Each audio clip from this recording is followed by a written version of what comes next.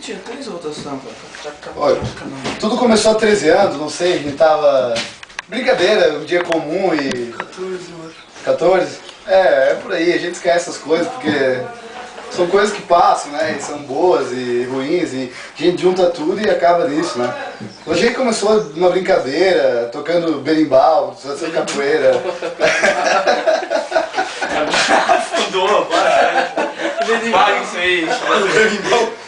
Não, para isso aí. Berimbau na Fundação Luizinho Jiu-Jitsu. Ele começou tocando gaita, mas não berimbau. Na Fundação Luizinho Jiu-Jitsu. Nós somos...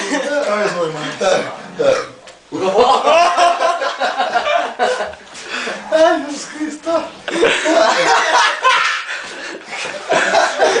Mas continuando, vai. Não, tá filmando.